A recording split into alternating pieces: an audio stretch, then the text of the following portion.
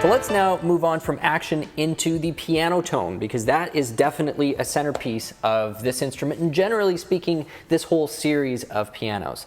Now what they have loaded onto the 901 as well as the 701, we've done another review of the 701 very recently, is they've added this new sample set called the SKEX competition. What is this? Well, in short, there are two generations of Shigeru Kawai acoustic pianos. And this gets a little bit nerdy, but this is exactly why they've got this, this new sample set. When the Shigeru first came out, they had the SKEX, and it was using a fairly similar rim construction to what they had been using on like the RX Grands. There wasn't hard rock maple content in that rim, so it had a bit more of a European tone to it. It was a very warm tone, had a very sweet bell-like tone. At moments, the treble had kind of a Bissendorfer type of a sound to it. And the mid-range was very warm and it had a nice barky bass. The next generation of the Shigeru, which they called the SKL series or concert series, not sure why the L was there. Could be because they lengthened the key sticks. So they had a longer key stick, but more critically, they changed the whole cabinetry of the instrument and a little bit of how they were sculpting the soundboard, and the tone had quite a different character to it. So they've now captured this in digital form, because up until this point, every digital piano Kawai's produced has actually been reproducing the original SKEX, not the more recent version. And so now there's a bit more of an American, kind of a New York Steinway-esque mid-range tone to the instrument, but a much cleaner, more colorful treble than I usually get out of a Steinway, without getting into those uncontrolled sort of secondary harmonics that New Yorks are so famous for. And so this is what you now get, is this SKEX competition.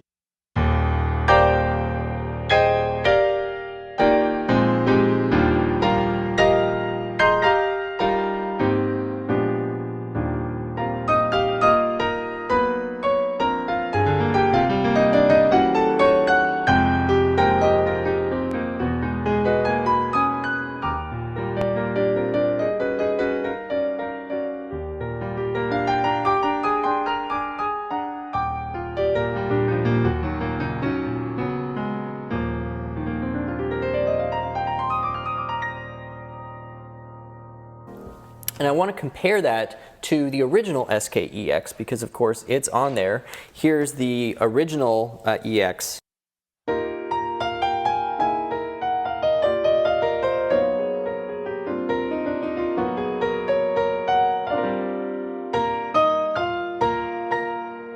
Competition.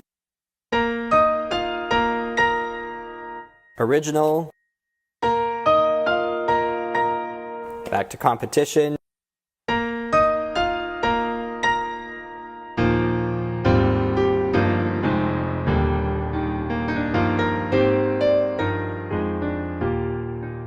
So I haven't done a spectral analysis, but I know that it's either like the third partial, fourth partial, something in that range in the competition is a lot beefier on the attack of that note. And so there's just this broadness that you're getting. And the higher up on the piano you play, the more obvious it is.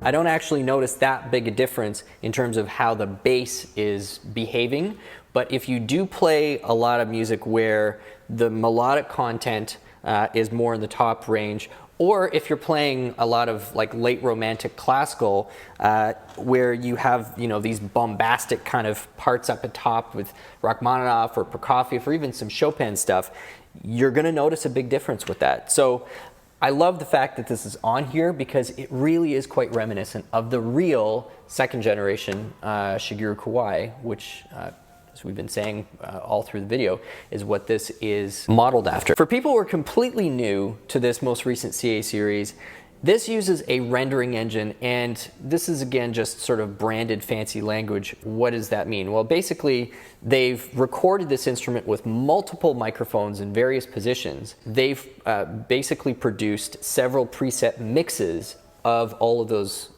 microphone positions, and they've given it to you in this rendering engine, and you can go in and you can select it, and they've given them various names. So rich, you're grabbing a little bit more of kind of the duplex string area of the instrument. Romantic is almost entirely from kind of side cabinet. You know, you've got brilliant, you've got classic. So this is what all of those rendering engines are doing. It's different mixdowns of multiple mic positions into a stereo signal that you're now hearing through your headphones or through the speakers. Now, in addition to that customizability that it's giving you, you then also have resonance engines, which are kind of adding to the various permutations of harmonics that you can produce, because of course all the very best sampling engines will only ever give you, one note being played at once. All of those additional harmonics that happen when you play notes in combination need to be generated in real time, because there's just no way to sample all the various permutations. We're talking about millions and millions of samples you'd need. Just unrealistic. The SK-EX rendering has 4 different resonance engines on it to add like string resonance and damper resonance and things like that. And then beyond the resonance engines, you've got what they used to call the virtual technician, which gives you another 19 or 20 parameters. So in terms of the customizability or editability of a piano tone, it's my impression that Kawai is giving you the maximum range of that in terms of an onboard sound engine. When we get into VSTs, then it's very hard to compete against VSTs and all the permutations you can get out of that, especially if you're talking about engines such as Piano Tech or the Vienna Symphonic Libraries or something like that. Now, those first 2 SK-EX are the only ones that have that rendering engine or the multi-dimensional recording where you're getting those various mixdowns. But it's not the only stereo sample set that are on here. You've also got a EX concert grand piano, which is sort of a brighter sound.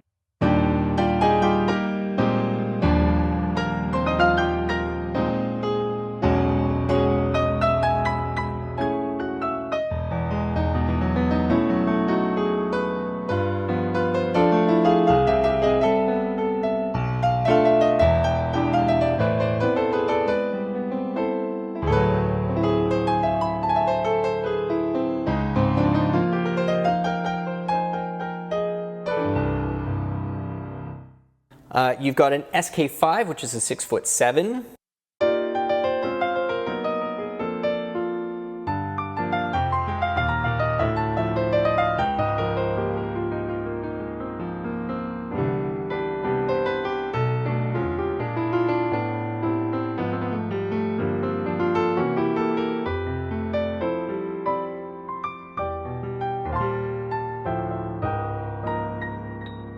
Which I really like. It's obvious it's been captured in sort of a smaller, tighter space.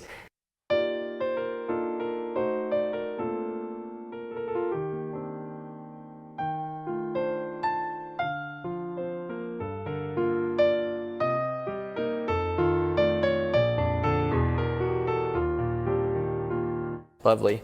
And then a K60 upright.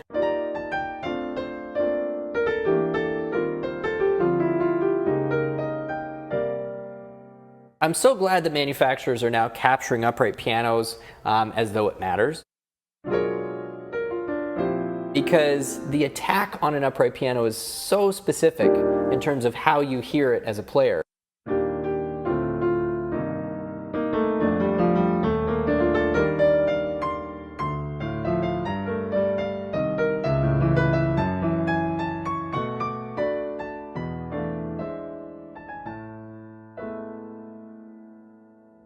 And that's the core of the acoustic piano tones you get on this instrument. I would think for most people who are going to be playing this piano, you're going to be spending 90% of your time within those tones. If you're not, which is totally fine, you are kind of missing where the biggest technology investments have gone into this instrument, which is, of course,